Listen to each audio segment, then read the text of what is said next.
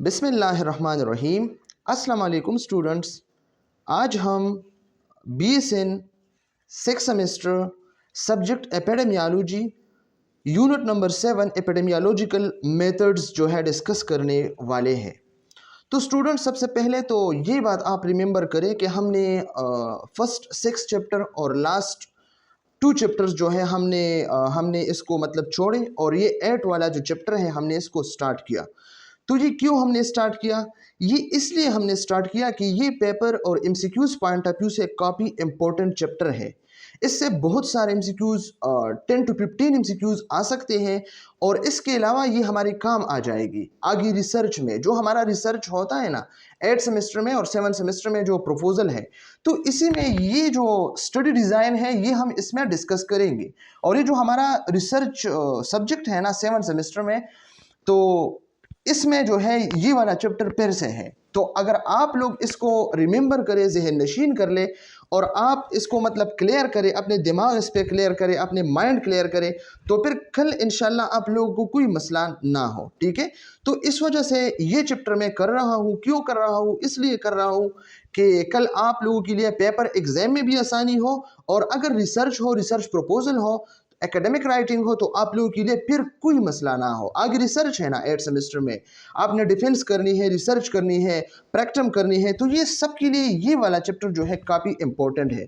और ये epidemiological methods, ये सबसे पहले हम देखते हैं कि ये होता क्या है। Epidemiological methods involve the study of distribution and determinants of health related events, disease and health related characteristic among population. Population में हमने मुख्तलिफ किस्म के हेल्थ रिलेटेड कैरेक्टरिस्टिक देखनी है, डिजीज़ देखनी है, हेल्थ रिलेटेड इवेंट्स हमने देखनी है, इसके डिटर्मिनेंट्स हमने देखनी है कि किस वजह से जो है डिजीज़ काज होती है, किस वजह से डिजीज़ मतलब इसकी फ्रिक्वेंसी ज़्यादा हो रही है, डिस्ट्रीब्यूशन ज़्यादा हो रही है। ठीक है, तो ये हमने जो है एपिडेमियोलॉजिकल मेथड्स में जो है डिस्कस करनी है। फिर अगर हम देखें ये वाला मेथड जो है ये क्या करता है, ये मदद करता है आइडेंटिफाई रिस्क फैक्टर, डिजीज़ के जो रिस्क फैक्टर है इसको आइडेंटिफाई करता है। अंडरस्टैंड डिजीज़ पैटर्न, डिजीज़ के जो पैटर्न है इसको अंडरस्टैंड करने में कोशिश करता है, इसको अंडरस्टैंड करता है। डिजीज़ पैटर्न क्या होता है? बाज़ डिजीज़ जो है वो लॉन्ग टाइम के लिए होता है, बाज़ शॉर्ट के लिए, एक्यूट, क्रोनिक, इनक्यूबेशन पीरियड ज़्यादा कम, ये वाला जो है डिजीज़ पैटर्न होता है।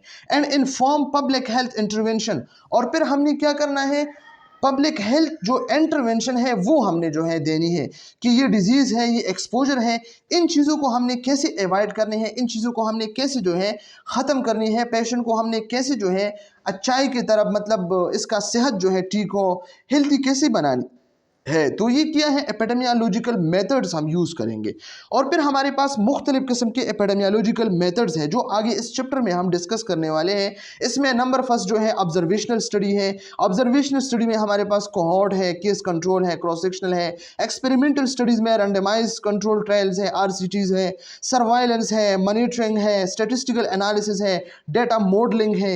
ये सब जो है हमने एपिडेमियोलॉजिकल मेथड्स चैप्टर नंबर 7 में जो है हमने डिटेल के साथ डिस्कस करनी है।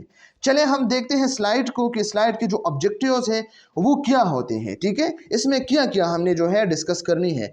Objectives at the completion of this unit learner will be able to, number first, define study design.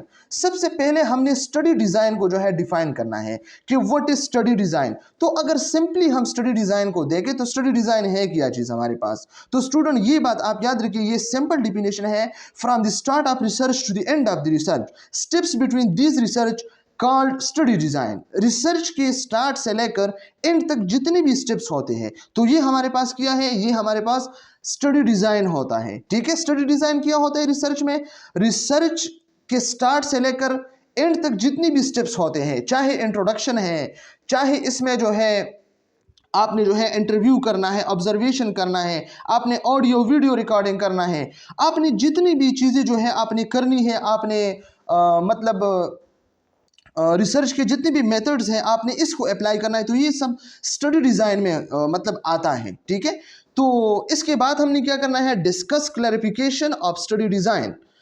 Study design के जो क्लासिफिकेशन है इसको हमने डिस्कस करनी है कि what is the classification of study design. Study design के क्लासिफिकेशन है, डिस्क्रिप्टिव रिसर्च है, एनालिटिकल रिसर्च है। फिर डिस्क्रिप्टिव के अलग जो है टाइप्स है, इसमें पॉपुलेशन बेस है, पॉपुलेशन बेस में इकोलॉजिकल कोरिलेशनल है, और इंडिविजुअल बेस में केस रिपोर्टिंग है, केस सीरीज है, क्रॉस सेक्शनल सर्वे है।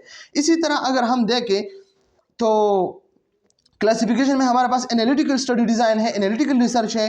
तो एनालिटिकल रिसर्च में क्या होता है, एनालिटिकल रिसर्च में हमारे पास केस कंट्रोल स्टडी है, कोहॉर्ट स्टडी है, क्रॉस सेक्शनल स्टडी है, आरसीटी है, क्वास्की एक्सपेरिमेंट है जिसे कज़ाई एक्सपेरिमेंट कहा जाता है। तो ये सब चीज़ें जो है हमने इसमें क्या करना है, इसमें डिस्कस करनी है। ओके, तो ये लास्ट टू जो ऑब्जेक्टिव्स है, describe the descriptive study design ये वाला, और discuss the analytical study design. तो ये सब हमने क्या करना है, स्टेप बाय स्टेप इसको हमने डिस्कस करनी है। लेकिन स्टूडेंट एक बात आप लोग जहन नशीन कर लें कि अगर आप लोगों के पास बुक हो तो बुक आप लोगों ने अपने पास जो है रखना है, इसको ओपन करना है। जो जो पॉइंट मैं आप लोगों के साथ डिस्कस करता हूं तो आप लोगों ने इसको कैच करना है। इस पॉइंट को, ये पॉइंट जो है आपने क्या करना है, इसको आपने नोट करना है ताकि आगे आप लोगों के लिए आसानी हो, कोई मसला ना हो। चाहे वो आपके पेपर है, चाहे वो आपके एग्जाम है, चाहे वो आपके होमवर्क है, असाइनमेंट है, या आप लोगों के आगे रिसर्च है। ओके, आप लोगों के लिए आसानी होगी। आगे जो चैप्टर सेमेस्टर 7 है, इसी में रिसर्च में जो है रिसर्च सब्जेक्ट है हमारे पास 3 क्रेडिट है, तो इसमें ये वाला चैप्टर है स्टडी डिज़ाइन वाला। तो कल आपको फिर कोई मसला ना हो। ठीक है, तो आपने क्या करना है, इसी को रिमेंबर करना है। ओके, बुक ओपन करना है, बुक साथ जो है रीड करना है। पेपर अगर बुक से आए या पेपर स्लाइड से आई और बख्तियार अली साहब के स्लाइड्स हैं, तो आप लोगों ने क्या करना है, इसी को रिमेंबर करना है। Okay, study design, what is study design already हम डिस्कस कर चुके हैं कि रिसर्च के स्टार्ट से लेकर एंड तक जितनी भी स्टेप्स होते हैं इसको स्टडी डिज़ाइन कहा जाता है। A study design is a specific plan or protocol for conducting the study. जिस तरह हम मतलब स्टडी करते हैं, स्टडी कंडक्ट करते हैं, तो स्टडी कंडक्शन के जितने प्रोटोकॉल्स हैं, स्पेसिफिक प्लान्स हैं, तो ये हमारे पास स्टडी डिज़ाइन है। Okay, which allows the investigator to translate the conceptual hypothesis into an operational one। आपने क्या करना है, आपने हाइपोथेसिस बनानी है। ठीक है, हाइपोथेसिस जस्ट आपने क्या करना है, बनानी है। और इस जो कंसेप्चुअल हाइपोथेसिस आपके हैं, तो जस्ट इन्वेस्टिगेशन नहीं किया करना है, इन्वेस्टिगेटर ने क्या करना है, हाइपोथेसिस को जस्ट ट्रांसलेट करना है ताकि इसको ऑपरेशनल में कन्वर्ट करे। ऑपरेशनल क्या होता है, ताकि इसका कोई रिजल्ट आ जाए कि ये प्रॉब्लम है। रिसर्च बंदा क्यों करता है, इसलिए करता है कि इसके पास कोई प्रॉब्लम हो। जब प्रॉब्लम होता है तो प्रॉब्लम के बेस पे आपने रिसर्च जो है कंडक्ट करना है। ओके, तो फिर आप प्रॉब्लम है लेकिन आपने इस प्रॉब्लम को कंफर्म तो नहीं किया है, ये तो एक हाइपोथेसिस है आपके पास। तो आपने फिर इस हाइपोथेसिस को क्या करना है, इसको आपने स्टडी डिज़ाइन करके इसको आपने ट्रांसलेट करके, इन्वेस्टिगेटर ने क्या करना है, रिसर्चर ने क्या करना है, इसको ट्रांसलेट करके ऑपरेशनल में जो है आपने कन्वर्ट करना है ताकि लोग इसको मतलब इससे फ़ायदा लें, आपका रिसर्च काम आए। ठीक है, और आपके पास कोई जेन्युइन रीज़न हो, आपके पास कोई प्रूफ हो कल। ओके, तो ये हमारे पास क्या है, ये हमारे पास स्टडी डिज़ाइन है। Okay, study design a set of defined steps required to carry out research on a problem under study.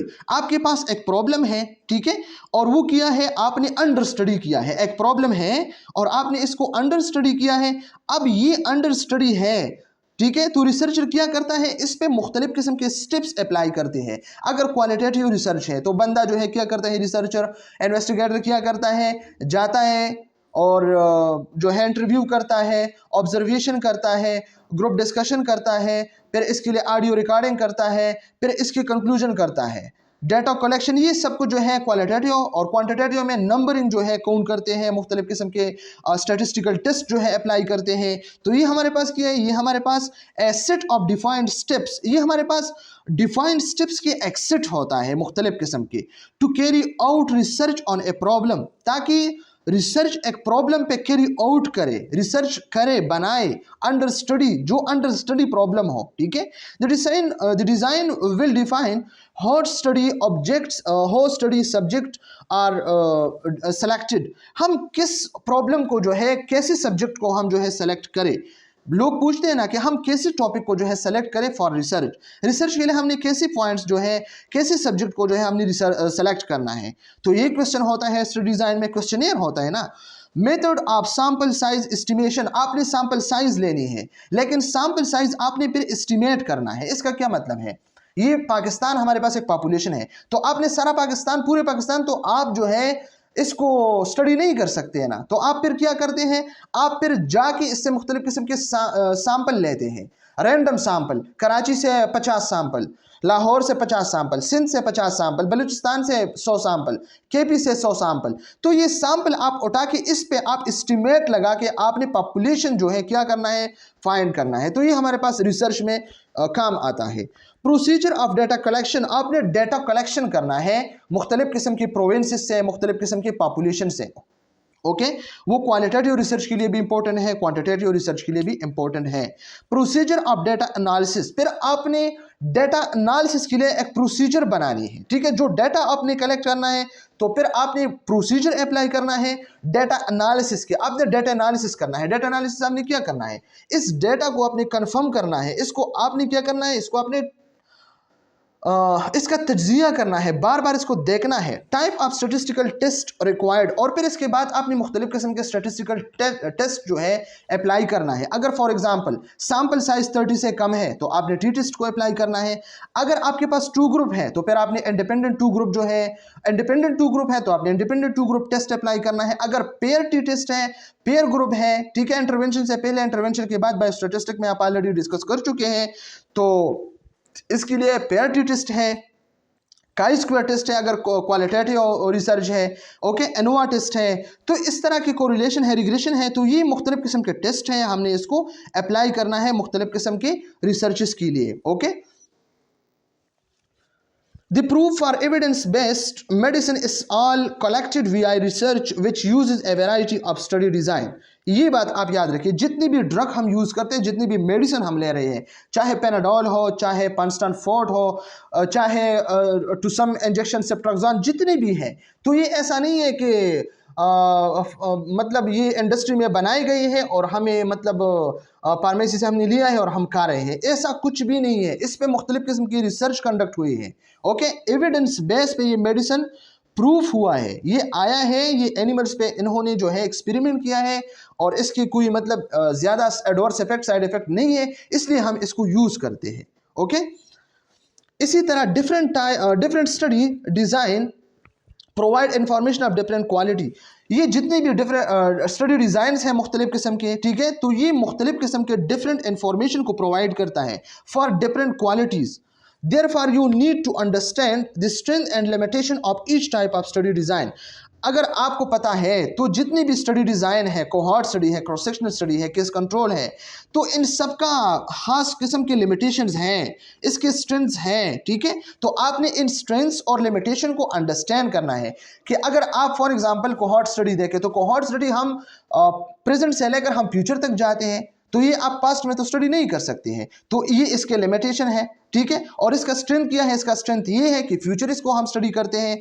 अगर आप केस कंट्रोल स्टडी देखें तो इसमें हम पास्ट में जाते हैं, ठीक है, तो ये इसका लिमिटेशन है, हम फ्यूचर में इसको स्टडी नहीं कर सकते हैं। अगर आप क्रॉस सेक्शनल स्टडी लें तो क्रॉस सेक्शनल स्टडी हमारे पास प्रेजेंट में हम एक्सपोजर और डिजीज दोनों को स्टडी करते हैं। तो इसमें बंदा क्या करता है, इसमें बंदा ये करता है कि इसमें इसका कोई फ्यूचर और पास्ट नहीं होता है। तो एमसीक्यूज पॉइंट ऑफ व्यू से ये चीज़ें जो है आप लोगों ने रिमेंबर करनी है। Classification of epidemiological research study design, इसके 2 टाइप्स हैं हमारे पास, डिस्क्रिप्टिव रिसर्च है, एनालिटिकल रिसर्च है।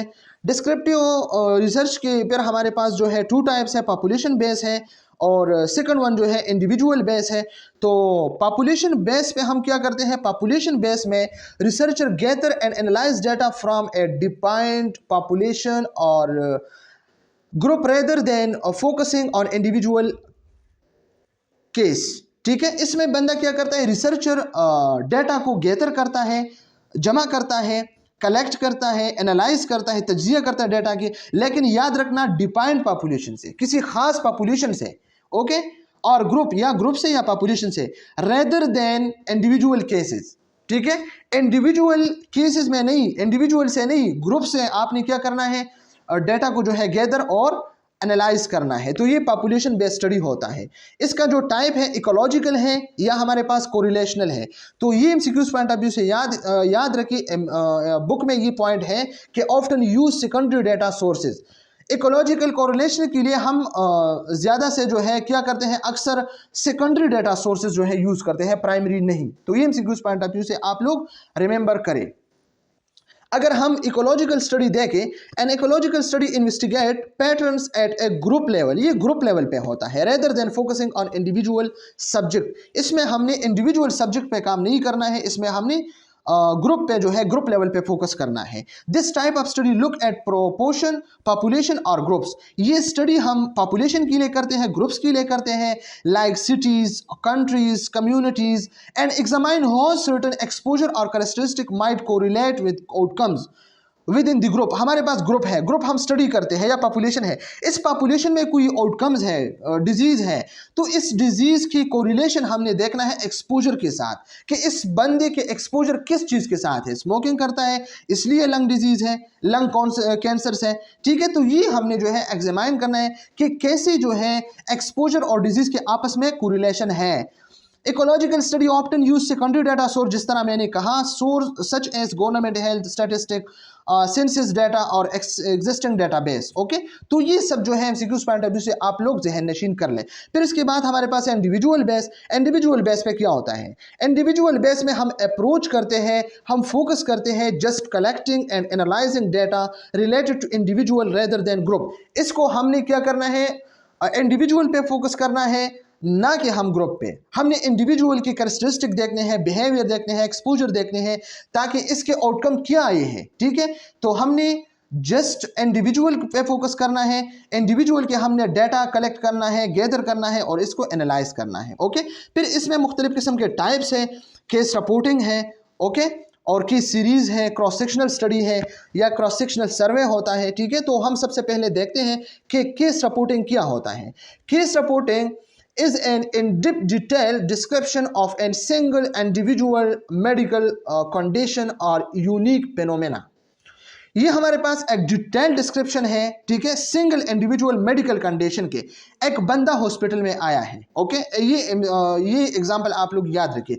एक पेशेंट आया है वार्ड में, हॉस्पिटल में, और इसको एक प्रॉपर मेडिकेशन दिया जाता है। इस प्रॉपर मेडिकेशन की वजह से इसको साइड इफेक्ट है, okay, for example skin rashes है, मुख्तलिफ किस्म के हैं। तो फिर रिसर्चर ने क्या करना है, एक केस रिपोर्ट को डिटेल के साथ इन्होंने बनानी है, और इस डिटेल रिपोर्ट में क्या लिखना है, मेडिकल हिस्ट्री लिखने हैं, इस बंदे के सिम्टम लिखने हैं, डायग्नोस्टिक टेस्ट लिखने हैं, और ट्रीटमेंट ऑप्शन जो है लिखनी है, ठीक है, और आउटकम लिखनी है कि इस केस का आउटकम क्या है, ठीक है। तो आगे नेक्स्ट स्टेप में जितनी भी नर्सेज हैं, डॉक्टर है, आ जाए, तो इसने क्या करना है, इस डॉक्यूमेंट को देखना है कि इस मेडिसिन की वजह से जो है इसको साइड इफेक्ट्स हैं, तो ये वाला बंदा जो है आगे जो है कोई मसला इसको ना हो। तो ये हमारे पास केस रिपोर्ट है, इंडिविजुअल है, इसको साइड इफेक्ट है एक प्रॉपर मेडिसिन से, तो नर्स या रिसर्चर ने क्या करना है, इसको रिपोर्ट करना है, तो इसको केस रिपोर्ट कहा जाता है, ठीक है।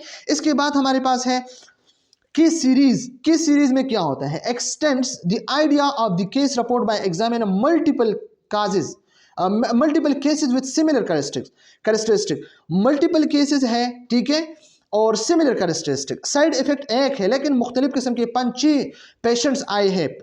हमारे पास हॉस्पिटल है, वार्ड है, इसमें 5-6 पेशेंट्स आए हैं, ओके, और 5-6 पेशेंट को एक प्रॉपर मेडिकेशन दिया जाता है, इस वजह से इसको जो है क्या है, साइड इफेक्ट है। तो इस साइड इफेक्ट्स की वजह से रिसर्चर ने क्या करना है, इन 5 पेशेंट के, इन 5 क्लाइंट्स के जो है साइड इफेक्ट्स और इसके जो सिम्टम है, मेडिकल हिस्ट्री है, आउटकम है, इन सबको डॉक्यूमेंट करना है, ठीक है। तो ये क्या है, ये हमारे पास एक केस सीरीज है, केस सीरीज इन्होंने डॉक्यूमेंट किया ना। फिर इसके बाद हमारे पास क्या है, क्रॉस सेक्शनल सर्वे है। क्रॉस सेक्शनल स्टडी या क्रॉस सेक्शनल सर्वे, ये एमसीक्यूज पॉइंट ऑफ व्यू से याद रखें, ये डिस्क्रिप्टिव रिसर्च में भी है और एनालिटिकल रिसर्च में भी है, लेकिन एमसीक्यूज पॉइंट ऑफ व्यू से आप लोग याद रखें, क्रॉस सेक्शनल में हम क्या करते हैं, at a time, one time में हमने क्या करना है, एक्सपोजर और डिजीज को हमने देखना है। प्रेजेंट में हमने एक्सपोजर को भी देखना है कि ये वाला बंदा जो है स्मोकिंग करता है, और इसके आउटकम भी हमने देखने हैं कि इसको डिजीज है, लंग कैंसर है, रिस्पायरेटरी प्रॉब्लम है, आस्थमा है, एटीसी एटसेट्रा, ये सब कुछ इसको है। तो ये हमारे पास क्रॉस सेक्शनल सर्वे है, क्रॉस सेक्शनल स्टडी है। और याद रखना एमसीक्यूज पॉइंट ऑफ व्यू से, इसमें हम प्रेवेलेंस को स्टडी करते हैं। क्रॉस सेक्शनल सर्वे या क्रॉस सेक्शनल स्टडी में हम प्रेवेलेंस को स्टडी करते हैं। प्रेवेलेंस हमारे पास क्या होता है, प्रेवेलेंस हमारे हमारे पास होता है कि न्यू केसेस आते हैं और ऑलरेडी एग्जिस्टिंग केस हमारे पास है। तो ऑलरेडी एग्जिस्टिंग केसेस भी है और न्यू केसेस भी है। ओके, तो ये हमारे पास क्या है, ये हमारे पास प्रिवेंशन है। तो प्रिवेंशन हमने स्टडी करनी है क्रॉस सेक्शनल स्टडी में। ओके, इसके बाद हमने स्टडी करनी है एनालिटिकल रिसर्च। एनालिटिकल रिसर्च की भी हमारे पास जो है टू टाइप्स है। एक हमारे पास ऑब्जर्वेशनल है, सेकंड वन हमारे पास एक्सपेरिमेंटल है। ठीक है, तो एक्सपेरिमेंटल को इंटरवेंशनल भी कहा जाता है और ऑब्जर्वेशनल को नॉन इंटरवेंशनल भी कहा जाता है। लेकिन ये याद रखना, ऑब्जर्वेशनल में हमने क्या करना है, कोहॉर्ट स्टडी करना है, केस कंट्रोल स्टडी करना है, क्रॉस सेक्शनल स्टडी करना है। और एक्सपेरिमेंटल इंटरवेंशन में हमने क्या करना है, और सिटीज करना है। और सिटीज में क्या होता है, रैंडमाइज कंट्रोल ट्रायल है और कज़ाई एक्सपेरिमेंटल है।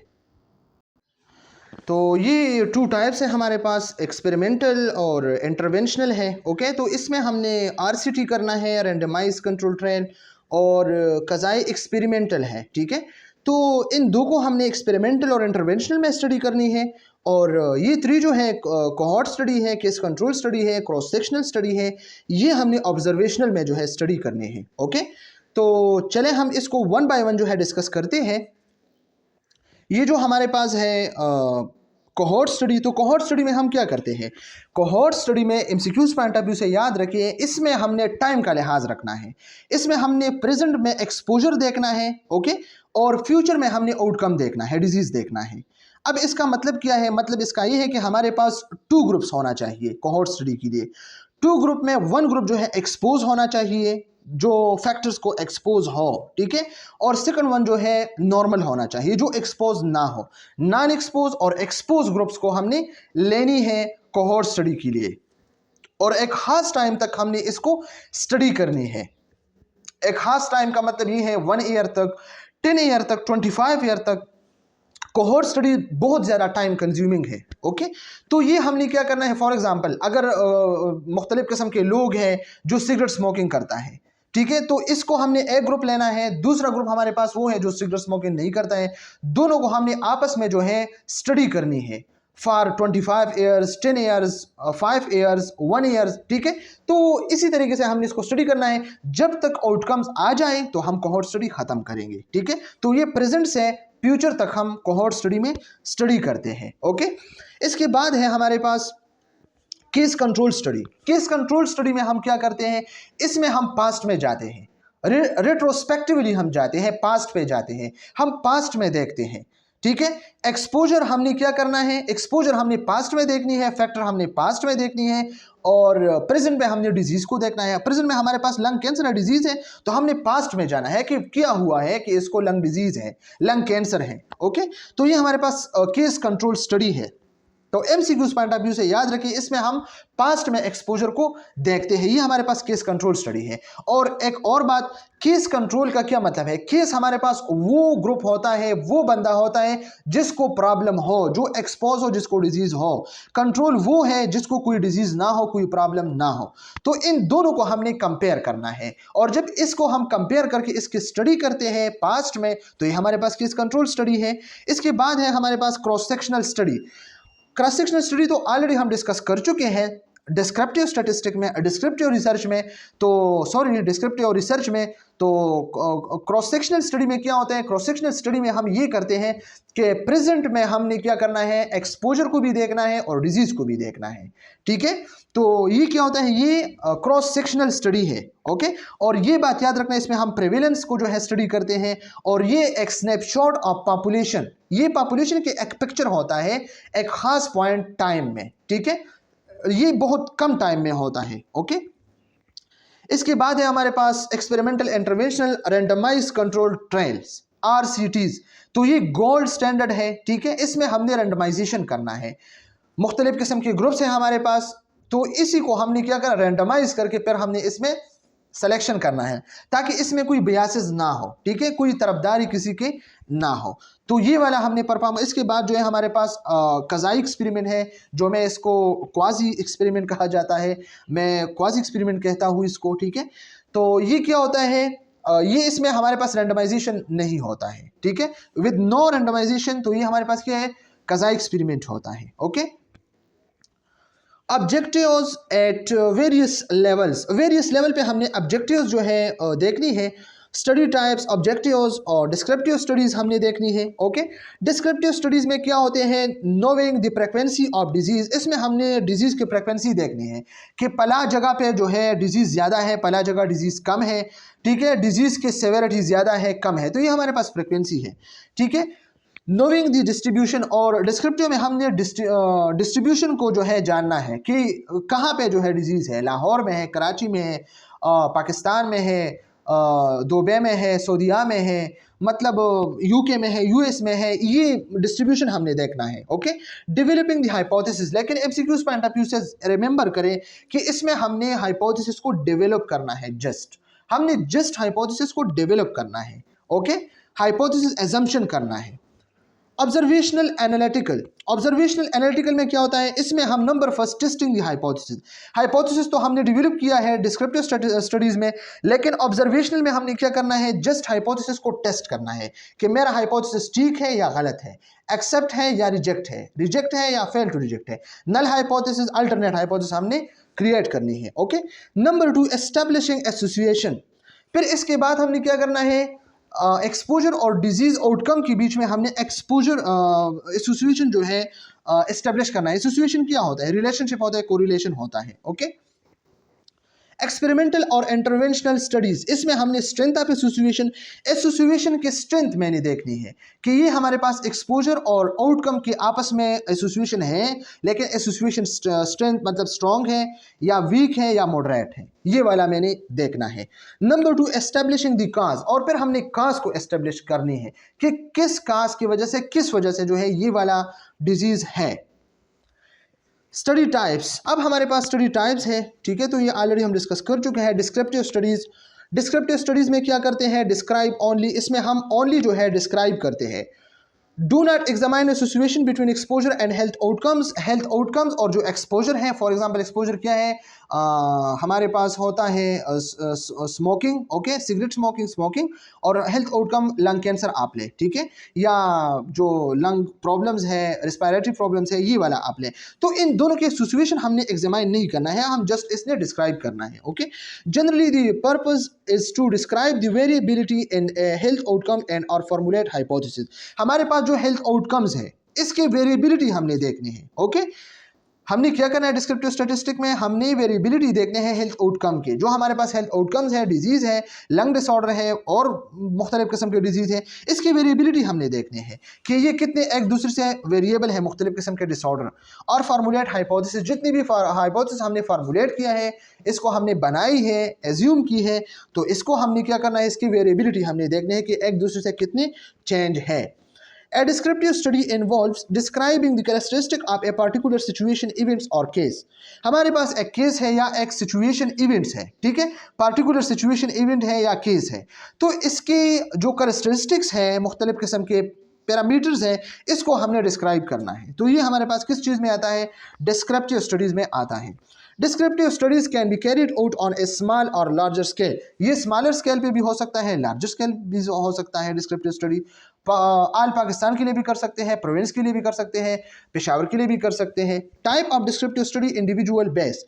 केस स्टडी क्या होता है, जस्ट सिंपल वर्ड में केस स्टडी हमारे पास एक यूनिक केस होता है, जस्ट लाइक कोविड-19 पेंडेमिक, जो हमारे पास कोविड-19 पेंडेमिक था तो हमारे पास एक केस स्टडी था, यूनिक केस था, इससे पहले तो नहीं था, अगर तभी तो 2002 में आया था, फिर ख़त्म हुआ 2003 में, लेकिन इतना ज़्यादा नहीं था, पेंडेमिक नहीं था। अब ये जो 2019 कोविड-19 की शक्ल में आ गया, तो इसका क्या मतलब है, ये हमारे पास एक केस स्टडी बन गया। ये एक केस था ना, कोविड-19 पेंडेमिक तो केस था, रिसर्चर ने स्टडी किया, तो एक केस स्टडी। ये अनकॉमन डिजीज होते हैं लाइक कोविड-19 जो हमारे पास है pandemic. Okay, A study of one diseased individual providing A detail description of an uncommon disease. इसका क्या मतलब है, ये हमारे पास वन डिजीज इंडिविजुअल, एक इंडिविजुअल है, इसको वन डिजीज है, ये वन टाइप ऑफ डिजीज के लिए हम करते हैं। Providing A detail description of an uncommon disease, हमारे पास जो अनकॉमन डिजीज है जस्ट लाइक कोविड-19 पेंडेमिक, ठीक है, तो इस अनकॉमन डिजीज के लिए हमने डिटेल डिस्क्रिप्शन जो है प्रोवाइड करना है, किस चीज के थ्रू, केस स्टडी के थ्रू। ओके, प्रोवाइड टाइमली और रेयर इंफॉर्मेशन, ये हमें टाइमली या रेयर इंफॉर्मेशन जो है प्रोवाइड करता है। तो ये हमारे पास क्या है, ये हमारे पास केस स्टडी होता है। ओके, इसके बाद हमारे पास है एक और definition, a single patient clinical history is described in detail. हमारे पास एक पेशेंट है, ठीक है, इसकी क्लिनिकल हिस्ट्री मैंने लेनी है लेकिन सिंगल पेशेंट है, ठीक है। ये एमसीक्यूज पॉइंट ऑफ व्यू से आप लोग याद रखिए, इज डिस्क्राइब इन डिटेल, इसको डिटेल के साथ जो है डिस्क्राइब करनी है, and is discussed in relation to the literature, और फिर लिटरेचर के साथ रिलेट करके आपने इसको डिस्कस करना है। Almost always a rare, unusual or atypical case. Okay, type of descriptive studies individual base, इसमें नंबर फर्स्ट हमारे पास किस सीरीज है जो ऑलरेडी हम डिस्कस कर चुके हैं, a study of multiple occurrence of unusual cases that have similar characteristic. ये हमारे पास multiple occurrence of unusual causes है, केसेस है, ठीक है। जिस तरह मैंने कहा कि पेशेंट 5 पेशेंट आए हैं हॉस्पिटल में, ओके, और इसको एक मेडिकेशन, प्रॉपर मेडिकेशन से साइड इफेक्ट है, तो ये मल्टीपल अकरेंस हुए ना आप अनयूजुअल काज की, ठीक है, केस की, दैट सॉरी मैं केस को खास कहता हूँ लेकिन sorry, that have similar characteristic, लेकिन सिमिलर कैरेक्टरिस्टिक होना चाहिए, जो साइड इफेक्ट है वो बिल्कुल सेम होना चाहिए, ठीक है। Investigator can calculate the frequency of symptom, investigator ने क्या करना है, सिम्टम की फ्रीक्वेंसी इसने कैलकुलेट करना है कि कितनी ज़्यादा सिम्टम है, ज़्यादा सिम्टम है, सिवियर है, लो है, और कैरेक्टरिस्टिक ऑफ पीपल, और पीपल के कैरेक्टरिस्टिक देखने हैं विद डिजीज़ के साथ। ओके, रिजल्ट में जनरेट काजुअल हाइपोथेसिस, और इसके रिजल्ट में जो है जो हाइपोथेसिस क्रिएट होता है, जनरेट होता है, वो काजुअल हाइपोथेसिस होता है। Okay, neither A case study nor a case series, ये न केस स्टडी है न केस सीरीज इंक्लूड ए कंपैरिजन ग्रुप। याद रखना, केस स्टडी में और केस सीरीज में कंपैरिजन नहीं होता है, कंपैरिजन ग्रुप नहीं होता है, एमसीक्यूज पॉइंट ऑफ व्यू से आप याद रखिए। Descriptive study design, case report, case series. Case report में क्या होता है, one case of unusual finding, आपके पास वन केस है अनयूजुअल फाइंडिंग के साथ। फॉर एग्जांपल, एक पेशेंट आया है हॉस्पिटल में और इसको एक प्रॉपर मेडिकेशन से जो है किया है साइड इफेक्ट है, और नर्स ने क्या किया, इसके जो मतलब साइड इफेक्ट है, वो इसके जो सिम्टम है, वो मेडिकल हिस्ट्री सब जो है इसने जो है लिखा, डॉक्यूमेंट किया, तो ये हमारे पास ये केस रिपोर्ट है। केस सीरीज क्या है, मल्टीपल केसेस है, ठीक है, मल्टीपल पेशेंट आए हैं 5 to 6 to 15, और इसको प्रॉपर मेडिकेशन से साइड इफेक्ट है, तो रिसर्चर ने क्या करना है, इन सबको आपस में जो है नोट करना है, डॉक्यूमेंट करना है, तो ये क्या है, केस सीरीज है, ऑलरेडी डिस्कस कर चुके हैं। फिर इसके बाद है cross sectional survey. What is cross-sectional survey? Cross-sectional survey mean subjects or institution are surveyed in order to describe the prevalence of health outcomes and or characteristic of a population. ये MCQs point of view से आप लोग remember करें। Cross sectional में हम क्या करते हैं, क्रॉस सेक्शनल में हम एक पॉइंट टाइम में हमने स्नैपशॉट लेने हैं, पिक्चर लेनी है पॉपुलेशन की, कि प्रेजेंट में इसके एक्सपोजर किया है डिजीज़ के और इसको डिजीज़ किया है, तो ये क्या है, क्रॉस सेक्शनल सर्वे होता है, ठीक है। इसमें क्या करना है, order to describe the prevalence of health outcomes, हमारे पास हेल्थ आउटकम्स है या पॉपुलेशन की जो कैरेक्टरिस्टिक है, डिजीज़ है, तो इसके प्रेवेलेंस हमने डिस्क्राइब करना है, और मैंने ऑलरेडी आप लोगों के साथ डिस्कस की है कि प्रेवेलेंस हम क्रॉस सेक्शनल स्टडी में स्टडी करते हैं। ओके, फिर इसके बाद हम डिस्कस करते हैं इकोलॉजिकल। इकोलॉजिकल क्या होते हैं ये भी हम डिस्कस कर चुके हैं। And ecological study focuses on group of people, ये ग्रुप ऑफ पीपल पे जो है हम फोकस करते हैं रेदर देन इंडिविजुअल के बेस पे नहीं, as the unit of analysis, और इसमें यूनिट्स जो है क्या है, एनालिसिस हम इसके करते हैं, इसके जो यूनिट्स हैं ग्रुप्स के, इसके हमने एनालिसिस करना है। The variable includes measurement taken at the group level, ये ग्रुप लेवल पे हमने जो है मेजरमेंट इंक्लूड करनी है वेरिएबल्स के। इसमें हमारे पास वेरिएबल्स कौन से वाले हैं, इन्फेंट मोटिलिटी रेट्स है ऑफ डिफरेंट कंट्रीज, ठीक है, डिफरेंट कंट्रीज में हमने मोटिलिटी रेट्स देखनी है इन्फेंट की, कि कितने इन्फेंट जो है वो मतलब मरते हैं, ठीक है, तो इसके जो मेजरमेंट है वो हमने करनी है, तो ये हमारे पास इकोलॉजिकल में आते हैं। Type of observational analytical study include cross sectional, comparative study. Okay, cross sectional तो हमारे पास कंपैरेटिव स्टडी है, हम इसमें क्या करते हैं, स्पेसिफिक टाइम में, पॉइंट टाइम में हमने क्या करना है, स्नैपशॉट लेना है पॉपुलेशन के, इसमें हमने डिजीज और एक्सपोजर पे को एट ए टाइम जो है स्टडी करना है। केस कंट्रोल स्टडी हमने देखनी है, कोहॉर्ट स्टडी हमने देखनी है। Non interventional study, analytical non interventional study. इसमें हमारे पास जो नॉन इंटरवेंशनल है तो ये हमारे पास क्रॉस सेक्शनल स्टडी है, केस कंट्रोल स्टडीज़ है और कोहॉर्ट स्टडी है, जो ऑलरेडी हम डिस्कस कर चुके हैं। इसके लिए टाइम जो है की है। आप ये येलो कलर वाले देखें क्रॉस सेक्शनल को, इससे जो एरो ऊपर गया है वो क्या है, प्रेजेंट में हमने डिजीज और एक्सपोजर दोनों जो है स्टडी करनी है। ये जो ग्रीन कलर के हैं, ग्रे कलर है, तो वो प्रेजेंट में हमने एक्सपोजर देखनी है, फ्यूचर में हमने डिजीज को देखने हैं। ठीक है, इस हमने प्रेजेंट में जो है 2 ग्रुप्स लेनी है। ठीक है, 2 ग्रुप्स में 1 एक्सपोज 1 नॉन एक्सपोज, और इसको हमने जो है 10, 25, 30 ईयर तक जो है स्टडी करना है। प्रेजेंट से प्रेजेंट टू फ्यूचर हमने देखना है। ओके, तो ये क्या वाला होता है, ये हमारे पास प्रोस्पेक्टिव होता है। ओके, एक्सपोजर इसमें होता है प्रेजेंट में, और हमने फ्यूचर में डिजीज को जो है देखना है कि कोई डिजीज है या नहीं है। ये जो केस कंट्रोल वाला है तो इसमें प्रेजेंट में हमने डिजीज को देखना है और पास्ट में इसके एक्सपोजर पे हमने जाना है कि पास्ट में कौन कौन से वाले फैक्टर्स हैं जिसकी वजह से इसको डिजीज है। इसके बाद जो design of a cross sectional study है तो identify subjects from population. Okay, तो इसकी 4 पॉसिबिलिटीज़ है। Data taken at one time में हमने जो है डेटा लिया है क्योंकि क्रॉस सेक्शनल है। ठीक है, तो इसमें 4 पॉसिबिलिटीज़ है। रिस्क फैक्टर है, बंदा स्मोकिंग करता है, and disease patient and disease present, disease भी है, बंदा स्मोकिंग भी करता है, डिजीज भी है, रिस्क फैक्टर भी है, डिजीज भी है। सेकंड वन में क्या होता है, नो रिस्क फैक्टर, बंदा कोई स्मोकिंग नहीं करता लेकिन बट डिजीज प्रेजेंट, लेकिन इसको डिजीज है। ठीक है, no risk factor but disease present, risk factor but no disease, risk factor है लेकिन डिजीज नहीं है, स्मोकिंग करता है लेकिन फिर भी डिजीज नहीं है। नो रिस्पेक्टर नहीं है, कोई एक्सपोजर नहीं है, मतलब सिगरेट स्मोकिंग नहीं करता है, नो डिजीज भी नहीं है। ये 4 पॉसिबिलिटीज हमारे पास है।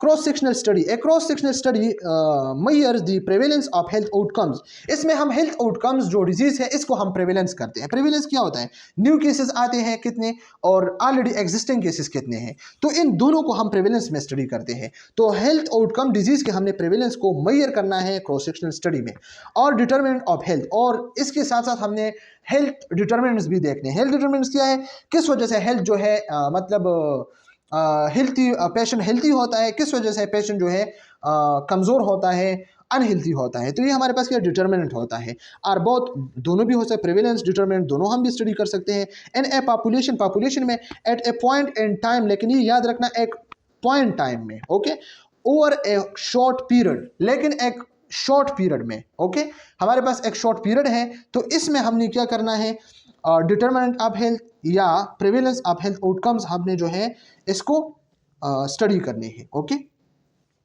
Cross sectional study, information is collected from each subject at a point of time. Already हम डिस्कस कर चुके हैं स्टूडेंट्स कि इसमें हमने क्या करना है, हमने पॉपुलेशन के स्नैपशॉट जो है लेना है, पॉपुलेशन के जो है हमने क्या करना है, 1 पॉइंट में जो है इसके डाटा जो है हमने इंफॉर्मेशन कलेक्ट करना है इच सब्जेक्ट के 1 पॉइंट टाइम में। Okay, use to provide in snapshot of a population at a point in time, एक टाइम में पॉइंट इन टाइम में हमने पॉपुलेशन की स्नैपशॉट जो है लेनी है। ठीक है, पिक्चर लेनी है।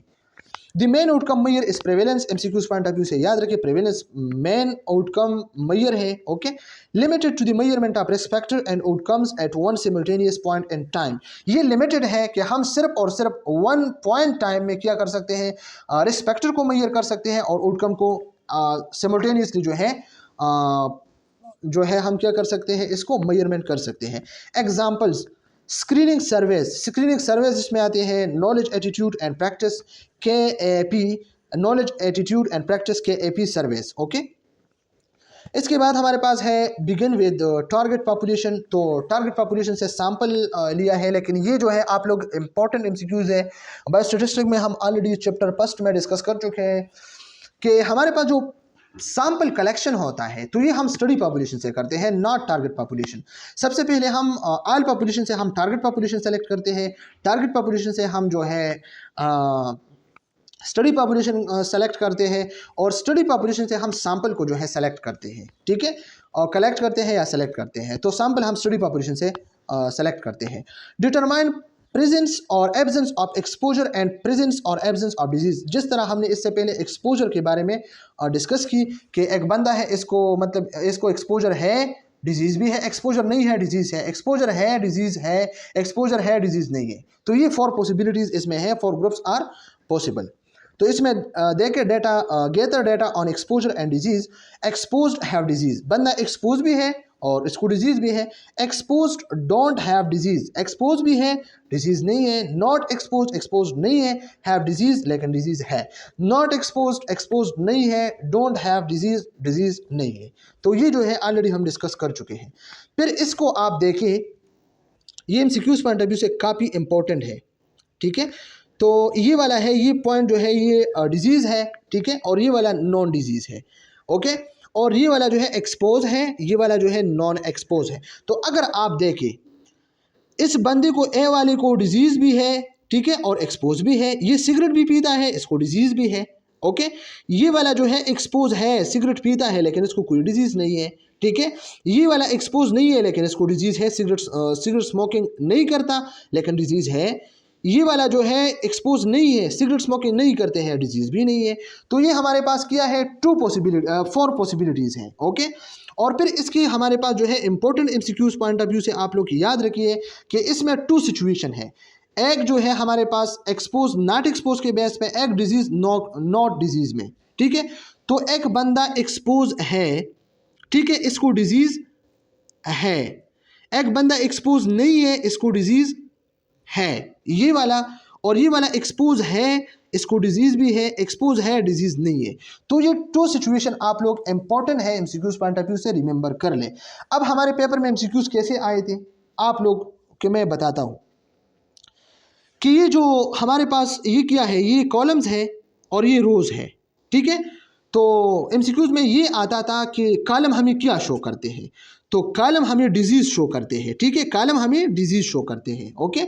और ये जो रोज है, तो रोज हमें एक्सपोजर और एक्सपोज और नॉन एक्सपोज जो है शो करते हैं। तो ये एमसीक्यूज में आ चुके हैं ऑलरेडी।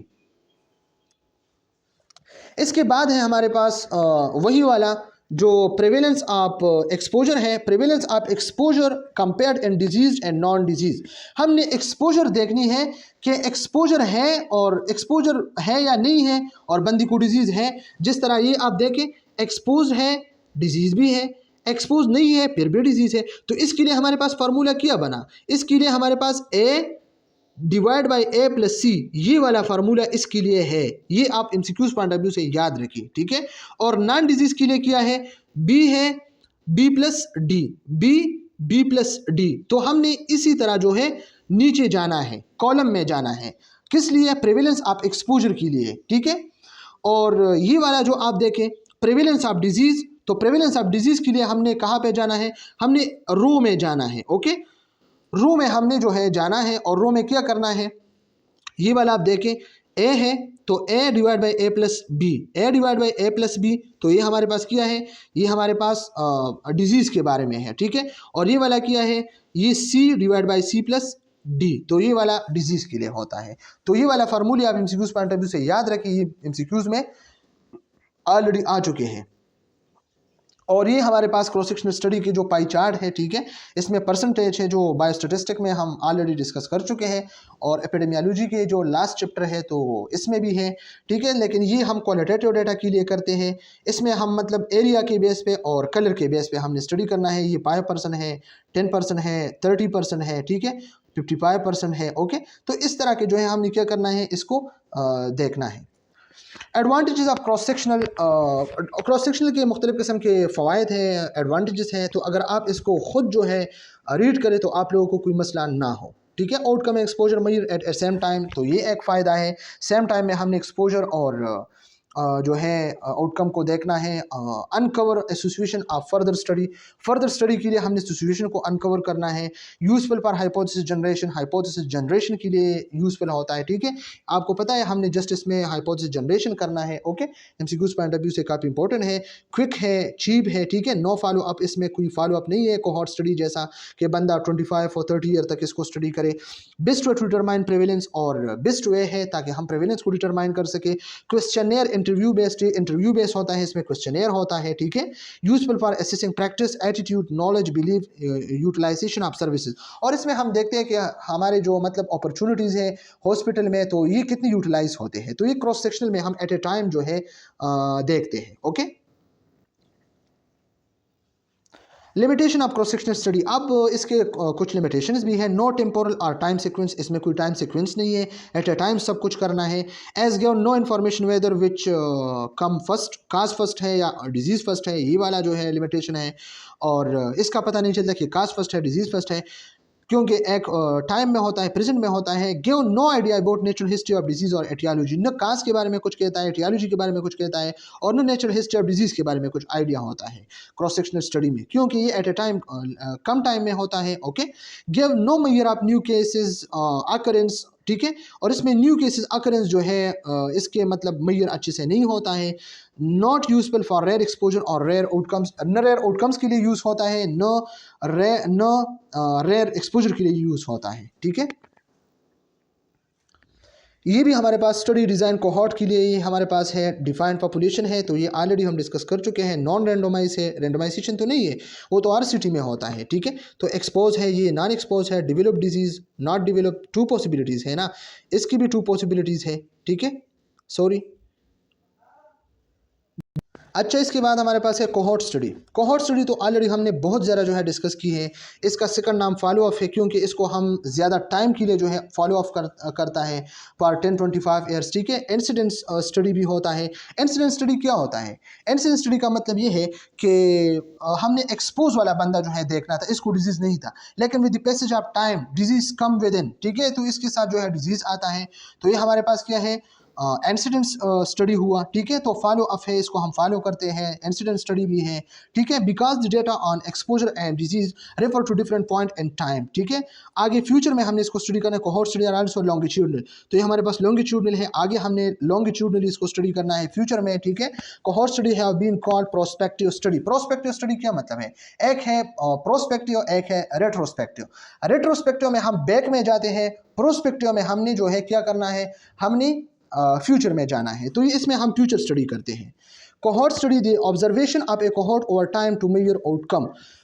काफ़ी टाइम के लिए हमने ऑब्जर्वेशन करनी है ताकि हम आउटकम को मेजर कर सके। तो ये ऑलरेडी हम डिस्कस कर चुके हैं। साइनोनिमस टर्म्स, लास्ट फॉलो अप भी कहा जाता है इसको, और सेकंड नेम है। ठीक है, और इसके लॉन्गिट्यूडनल प्रोस्पेक्टिव ऑलरेडी डिस्कस कर चुके हैं विद रीजन। इसके मुख्तलिफ किस्म के टाइप्स है। बर्थ कोहॉर्ट है, all individual and defined geographical area born in the same period usually a year. Inception cohort, all individual assembled at a given point based on some factor e g. Work place. Okay, तो ये भी आप लोग खुद जो है exposure cohort है, MCQs point of view से काफ़ी इंपॉर्टेंट है। A group of individual that potentially share a common exposure. ठीक है, रेडिएशन जो है। ठीक है, इस तरह कोहॉर्ट डिजीज़ कोहॉर्ट है, group of individual with a specific disease.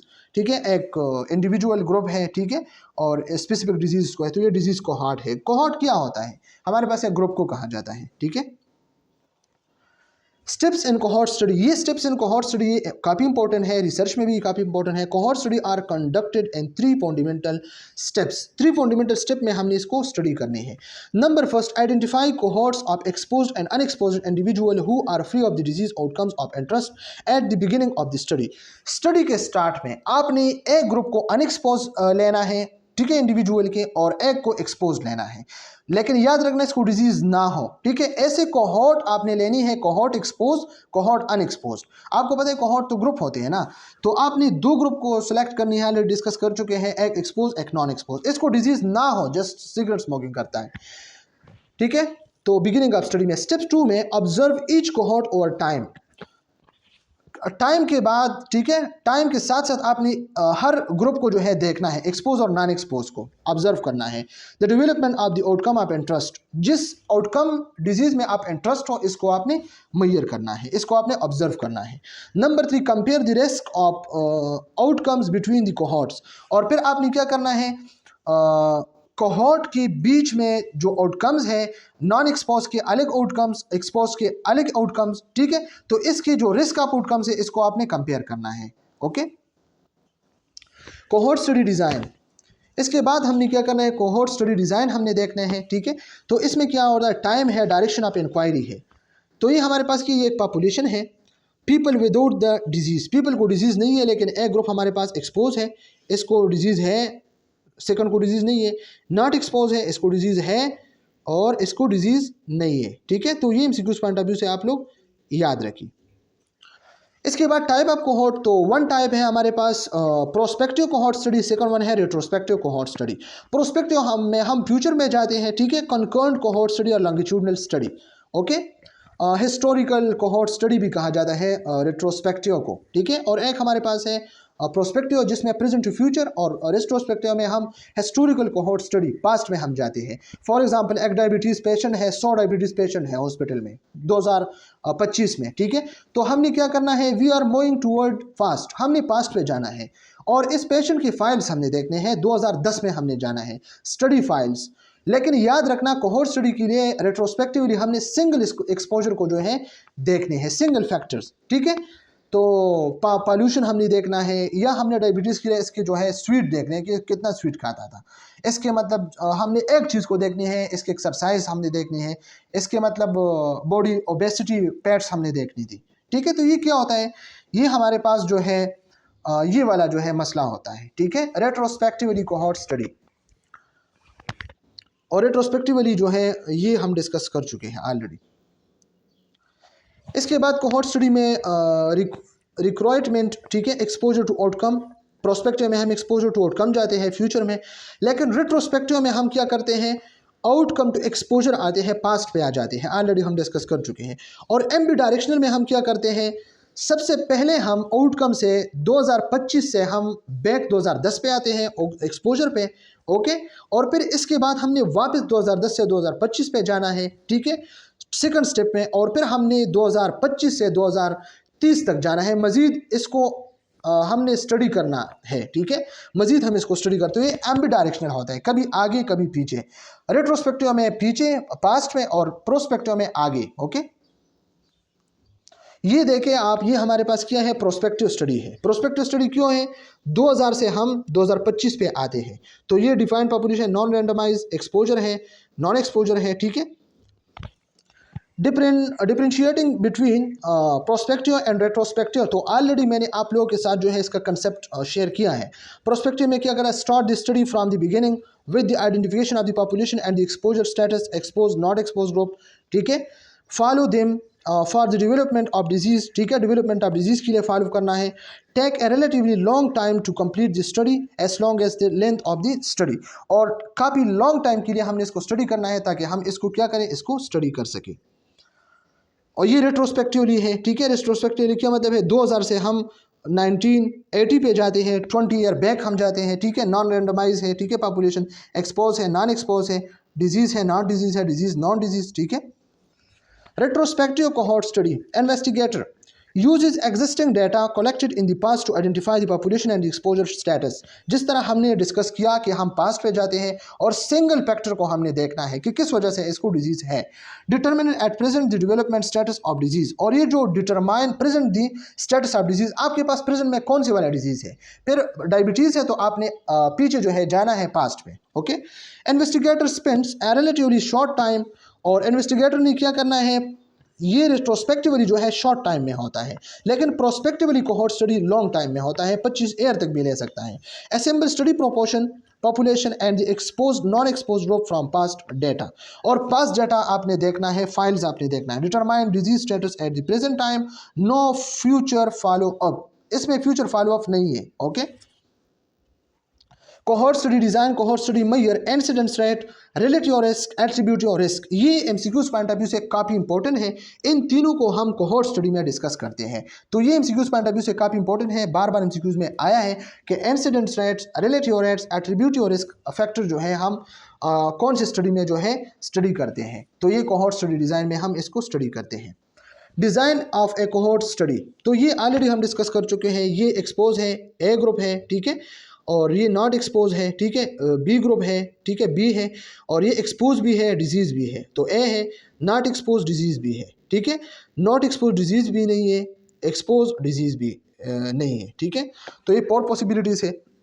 Total किया है ए प्लस बी है, टोटल सी प्लस डी है, ठीक है। और इसके जो है A divide by A plus B, C divide by C plus D, इसका जो इंसिडेंस है। तो इंसिडेंस रेट में क्या है, इंसिडेंस इज एक्सपोज्ड ग्रुप, तो ये इंसिडेंस एक्सपोज ग्रुप के लिए A divide by A plus B, incidence unexpose group के लिए ये इंसिडेंस इन टोटल के लिए हमने इन दोनों को प्लस किया, ठीक है, और इससे जो रिजल्ट आया वो ये है। रिलेटिव रिस्क हमारे पास क्या है, cohort study determine whether there is an association between exposure to a factor and developmental of disease. Exposure factor और डेवलपमेंटल ऑफ डिजीज के बीच में हमने सिचुएशन देखना है हेरिडिटी और रिस्क है। तो ये इसका फार्मूला है, incidence is exposed, incidence is unexposed. Okay, attribute or risk, this is determined by the attribute or risk, which is defined as the amount or proportion of disease incidence or disease risk that can be attributed to specific exposure. तो इसमें क्या करता है, हम proportion या amount of disease incidence हम देखते हैं कि कितने डिजीज रिस्क है हमारे पास, ठीक है। और ये मतलब एट्रीब्यूटेड हो सकते हैं स्पेसिफिक एक्सपोजर के लिए। स्पेसिफिक एक्सपोजर के लिए ये जो है मतलब डिजीज काज कर सकते हैं, तो ये एट्रीब्यूटिव है। ओके, एट्रीब्यूटिव और रिस्क इसका कैलकुलेट इस follow, risk difference incidence in expose group, ठीक है, ये इंसिडेंस एक्सपोज ग्रुप है minus incidence in non expose group background risk. Okay, तो ये हमारे पास क्या है, ये हमारे पास एट्रीब्यूटिव और रिस्क होता है। Advantages of cohort study, cohort study के अब एडवांटेजेस क्या है, यूजफुल फॉर रेयर एक्सपोजर, ये रेयर एक्सपोजर के लिए होता है, ये एमसीक्यूज पॉइंट ऑफ व्यू से याद रखिए, ठीक है, ये रेयर एक्सपोजर के लिए। Useful for more than one outcomes, एक से ज़्यादा आउटकम्स जब आप मतलब निकालना चाहते हैं तो इसके लिए कोहॉर्ट स्टडीज इंपॉर्टेंट है, ठीक है। इसके बाद इंसिडेंस द आउटकम, ठीक है, आउटकम में इंसिडेंस रेट होता है, ठीक है। Temporal relationship between exposure and outcome, outcome और एक्सपोजर के बीच में टेम्पोरल रिलेशनशिप है, परमानेंट नहीं है। Is a clear and exposure status, ठीक है, तो ये prospective minimizes bias is major of exposure, sometime the only ethical और legal way to do study, ठीक है। और इसमें हम मतलब इथिकली और लीगली वे टू स्टडी, ये इथिकली और लीगली वे है, ठीक है। Stratification, nested case control and multivariate analysis adjustment can applied. Okay, disadvantages क्या है, not good for study of rare outcomes, rare outcomes के लिए हम इसको स्टडी नहीं करें। Retrospective they rely on the adequacy of record, जब retrospectively आप जाते हैं तो मतलब एडिक्वेसी ऑफ रिकॉर्ड जो है मतलब रिले करता है। एक्सपोज्ड में be followed more closely than unexposed, ठीक है। A prospective they can be very expensive and slow, अगर प्रोस्पेक्टिवली फ्यूचर में आप स्टडी करना चाहते तो 25 ईयर तक भी ले सकता है, तो ये मोस्ट एक्सपेंसिव भी है और बहुत स्लो प्रोसेस है, टाइम कंज्यूमिंग भी है। As they are follow up study, the validity of result is highly sensitive to loss to follow of migration, withdrawal, lack of participation, death. Case control study design already discuss कर चुके हैं, ये हमारे पास case है, इसको disease है, ये कंट्रोल है, इसको डिजीज़ नहीं है, इन दोनों को आपस में हमने स्टडी करना है। Analytical epidemiological study design in which individual who have the disease under study, एक बंदा इसको डिजीज़ है, ठीक है, अंडर स्टडी है, इसको हम स्टडी करते हैं, इसको डिजीज़ है, तो ये केस है, ठीक है। Are compare to individual free of disease, और एक बंदा ग्रुप है, इसको डिजीज़ नहीं है, कंट्रोल है, ठीक है। रिगार्डिंग फास्ट एक्सपोजर, लेकिन पास्ट एक्सपोजर था, तो ये हमारे पास ये कंट्रोल है। Okay, exposure differences between cases and control are helpful to find potential risk or determine if there are one or more factors associated with the disease under study। और इन दोनों को हमने जो है क्या करना है, इसको कंपेयर करना है, केस और कंट्रोल दोनों को एट मतलब पास्ट में retrospectively. Okay, case control study to examine the possibility or relation of an exposure to the certain disease we identify, जितने हम आइडेंटिफाई कर चुके हैं तो डिजीज़ को हमने एक्सपोजर के साथ जो है पॉसिबल रिलेशन में एग्जामाइन करना है। A group of individual with the disease, a group of individual है, ग्रुप है इंडिविजुअल के, इसको डिजीज़ है, तो ये हमारे पास केस है, ठीक है। And for purpose of comparison के लिए a group of people without the disease, a group of people है, इसको डिजीज़ नहीं है, आउटकम वेरिएबल नहीं है, तो ये हमारे पास कंट्रोल है। Okay, the study compare the occurrence of the possible causes in cases and in control. Okay, ये लो देखें, आपने प्रेजेंट से पास्ट पे आना है, रेट्रोस्पेक्टिवली स्टडी है, लुकिंग बैकवर्ड, ठीक है। किस लिए, केस कंट्रोल, तो क्या है, ये केस है, कंट्रोल है, इसको डिजीज़ है, इसको नहीं है। रिस्क फैक्टर भी प्रेजेंट है, फिर भी डिजीज़ है, रिस्क फैक्टर एब्सेंट है, फिर भी डिजीज़ है, ठीक है। रिस्क फैक्टर प्रेजेंट है, फिर भी डिजीज़ नहीं है, रिस्क फैक्टर नहीं है, फिर भी डिजीज़ नहीं है, ठीक है। तो इन दोनों को हमने क्या करना है, कंपेयर करना है, एमसीक्यूज पॉइंट ऑफ व्यू से याद रखिए। When is a case control study warranted? A case control study is usually conducted before a cohort or an experimental study to identify the possible etiology of the disease. Cohort और experimental study से पहले हमने case control study करनी है ताकि etiology of disease हमें मालूम हो। It cost to let your list, ये इस पे खर्चा नहीं आता है ज़्यादा, and can be conducted in a shorter time, ये शॉर्टर टाइम में हम कंडक्ट करते हैं। फॉर ए गिवन डिजीज़ के लिए a case control study can investigate multiple exposure, और इसमें हम मल्टीपल एक्सपोजर स्टडी कर सकते हैं एमसीक्यूज पॉइंट ऑफ व्यू से, याद रखें। When the rare exposure is not known, a case control study is prepared when the disease is rare because investigator can intentionally search for the cases. A cohort study of rare disease would need to start with a large number of exposed people to adequate number. तो ये याद रखें, ये जो cohort study है large number of export people के लिए start करते हैं।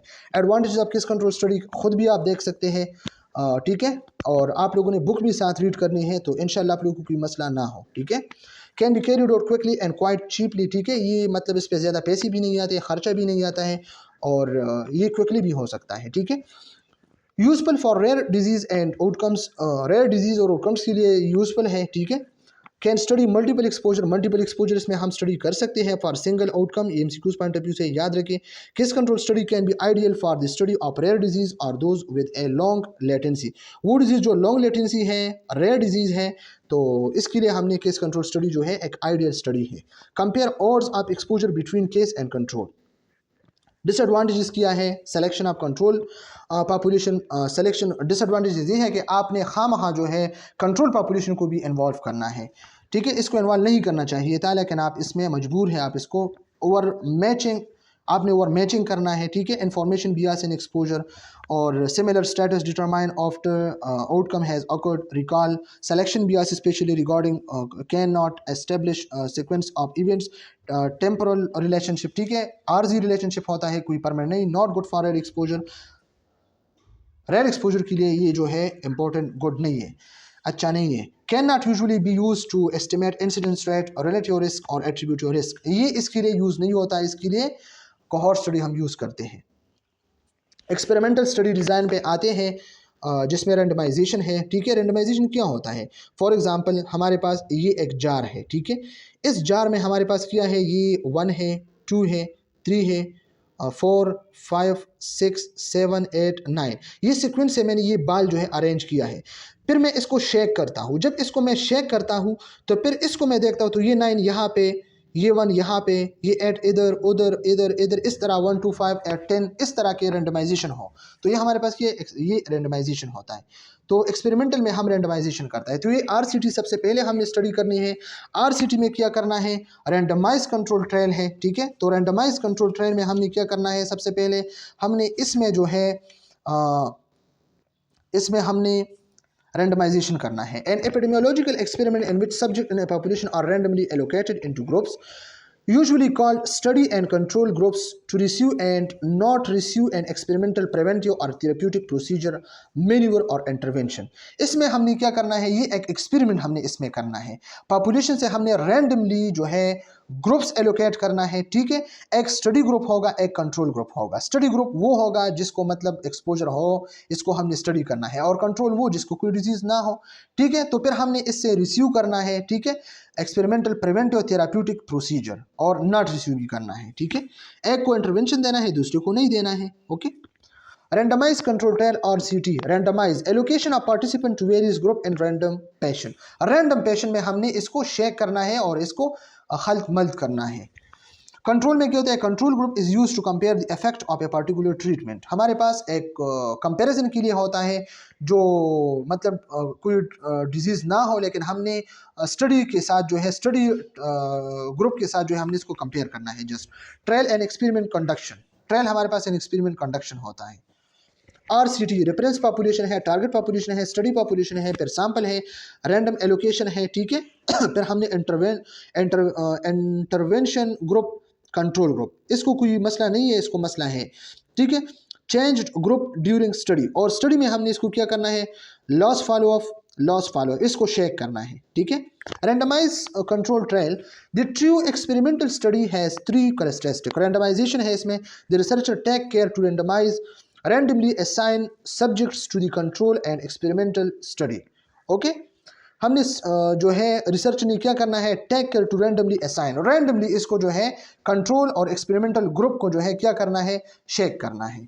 Each subject is given an equal chance of being assigned to each group.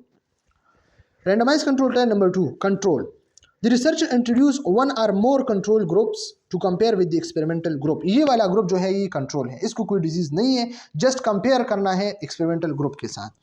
Manipulation, manipulation क्या होता है? हुनर के साथ काम करना, इस तरह से काम करना कि मतलब आपके आउटकम अच्छे आ जाएगी। The researcher does something to one group of subject in the study. Researcher ने क्या करना है? स्टडी पे जो है, स्टडी ग्रुप पे जो है फोकस करना है।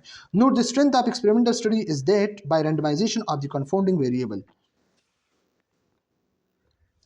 Randomized control trial. In randomized control trial, we begin with a defined population. Defined population हमारे पास होता है subject in the study population are randomly allocated to intervention and control groups and the result are assigned by comparing outcomes. हमने 2 groups लेनी है randomizedly, ठीक है, control group और intervention group, जो experimental group है, study group है, ठीक है, और इसके outcome हमने देखना है। The basic design of RCT is given below, ठीक है, और इसकी जो डिज़ाइन है वो ये वाला है, ठीक है। स्टडी पॉपुलेशन है हमारे पास, इससे मैंने सैम्पल लिया है, रेंडमाइजेशन किया है। ये स्टडी ग्रुप है, ये कंट्रोल है, इसको कोई डिजीज नहीं है, इसको डिजीज है।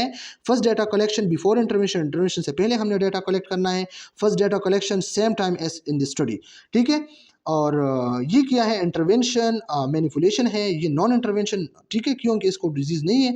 Last data collection after intervention, intervention से के बाद मैंने डाटा कलेक्ट करना है। Last data collection same time study, क्योंकि इसको कोई डिजीज है नहीं। फिर इस दोनों को हमने कंपेयर करना है, ओके। तो ये क्या है? ये RCT है। Allocation of study subject randomisation, random gone by chance. Random क्या होता है? चांस होता है ना, जिस तरह जो है मतलब रैंडमाइजेशन करता है तो चांस में आता है randomisation, allocation of individual to group by chance, ठीक है।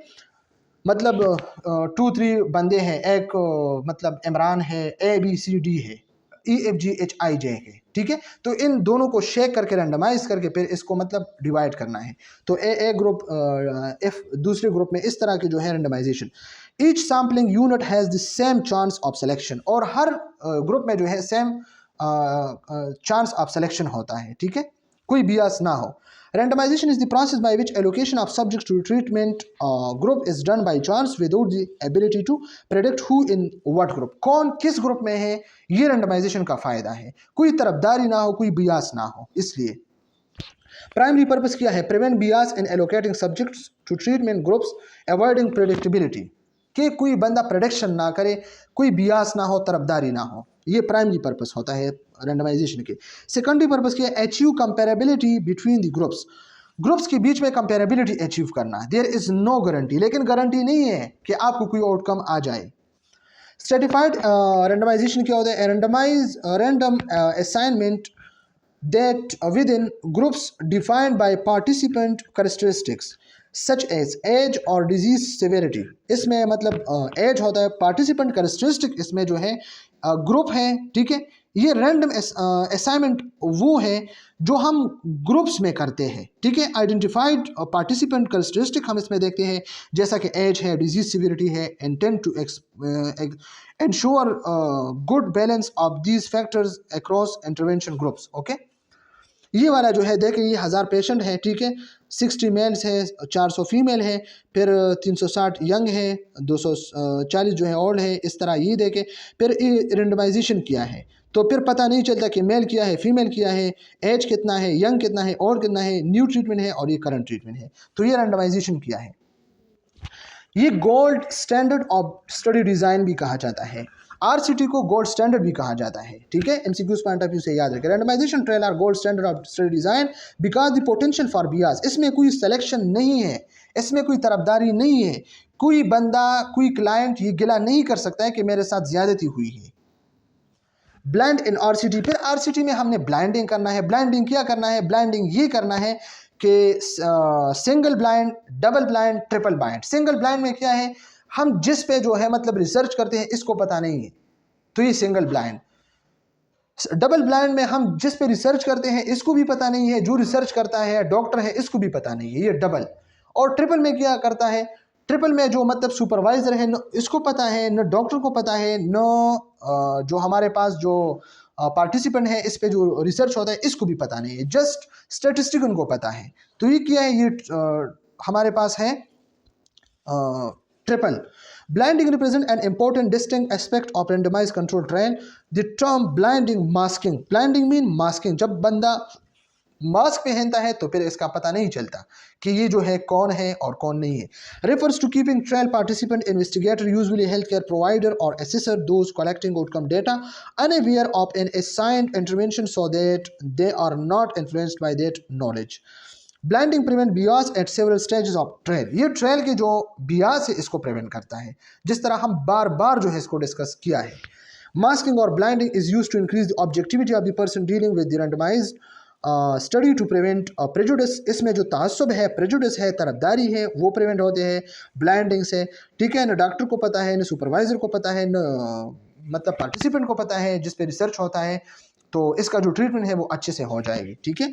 Subject who can be masked blind, वो जिसके मतलब जो सब्जेक्ट हो, आपने इसको स्टडी करना है तो वो ब्लाइंड हो। ठीक है।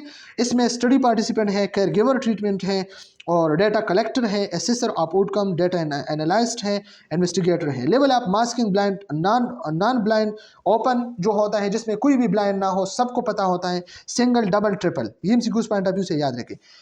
प्लेसिबो के हम देखना, प्लेसिबो क्या होता है? Placebo pill. फॉर एग्जांपल एक डॉक्टर है, एक पेशेंट को जो है ग्लूकोज लिखता है, ताकत की दवाई लिखता है कि आपने ये खाना है, एक को प्लेसिबो देता है कि ये जो है क्या है, ये आपके लिए ताकत की दवाई है, लेकिन इस पेशेंट को पता नहीं कि ये क्या है, लेकिन ये प्लेसिबो है, न कोई पेशेंट को नुकसान देता है, न कोई फ़ायदा देता है, लेकिन पेशेंट का दिल जो है इस पर अच्छा होता है। ठीक है।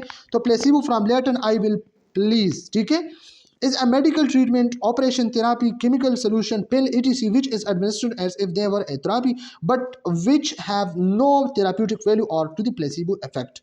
इसका न कोई placebo effect है, न इसका कोई therapeutic value है, न बंदे को नुकसान देता है, न बंदे को फ़ायदा देता है। तो ये क्या है? placebo है। MCQ पॉइंट ऑफ व्यू से काफ़ी इंपॉर्टेंट है।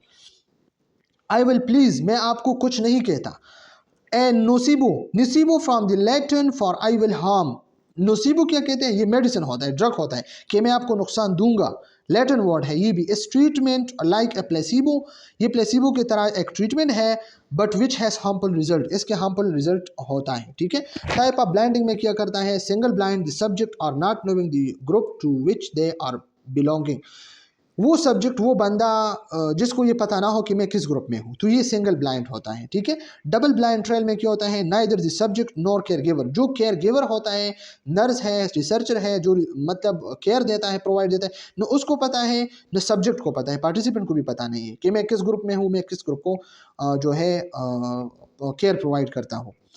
Triple blind trials, triple blind trials में क्या होता है? The subject, the care giver, ठीक है, इसमें सब्जेक्ट और केयर गिवर नर्स और डॉक्टर है, and the person doing the analysis, और वो बंदा जो एनालिसिस करता है, are not aware about the group N.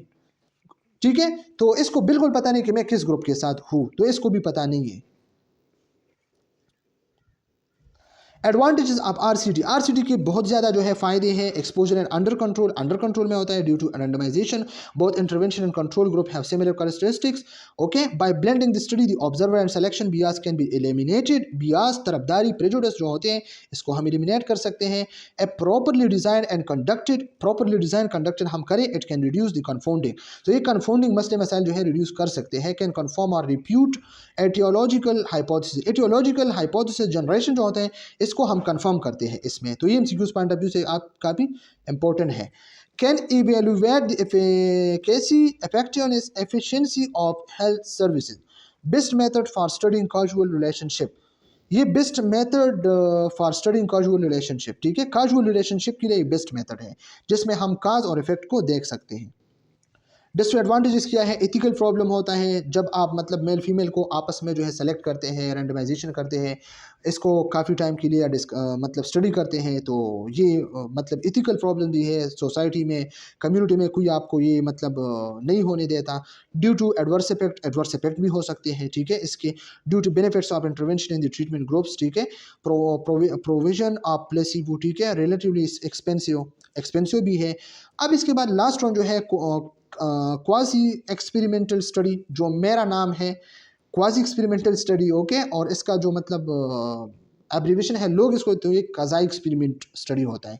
तो इसके लिए आप लोगों ने सिर्फ एक बात जो है याद रखनी है, वो बात जो है आप इम्पोर्टेंट है, बहुत ज़्यादा रिमेंबर करें। इसमें रेंडमाइजेशन नहीं है, आरसीटी में रेंडमाइजेशन है, इसमें नो रेंडमाइजेशन है। Okay, in A quasi experiment study at least one characteristic of the true experiment is missing.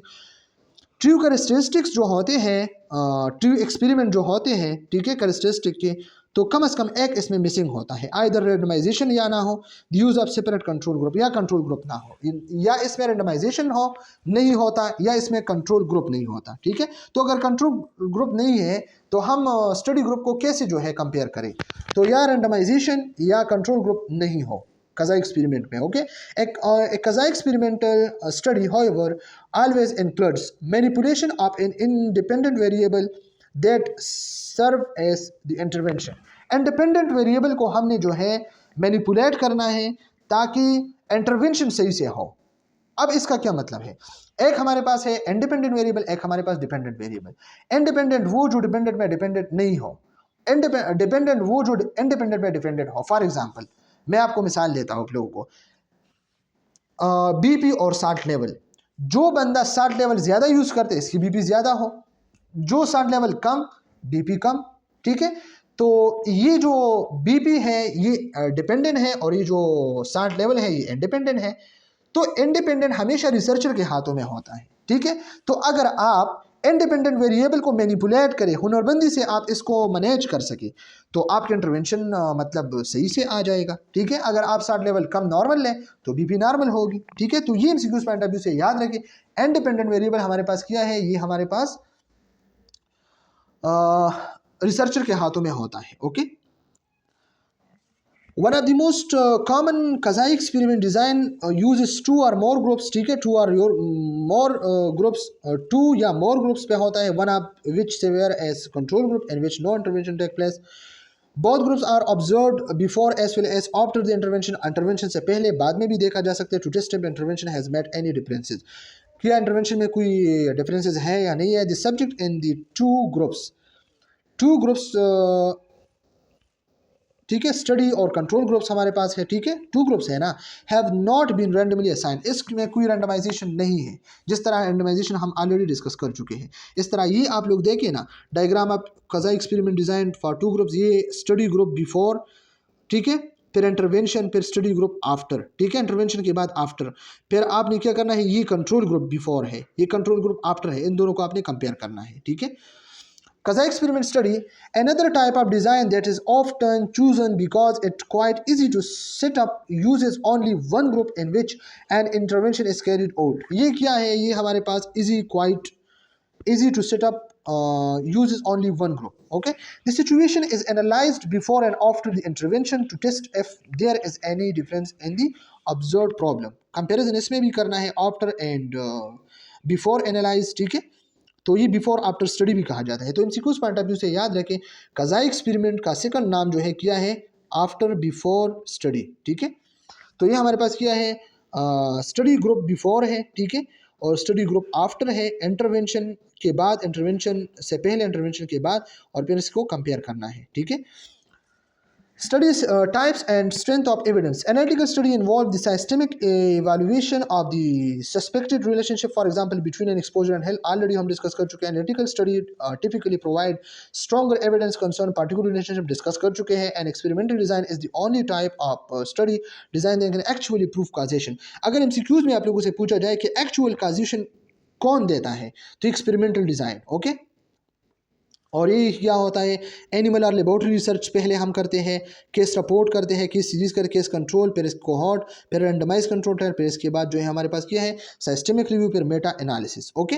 तो ये क्या होता है, ये हमारे पास stronger methodology, less bias, control for comparison, fewer study. तो ये आप लोग जहन नशीन कर लें।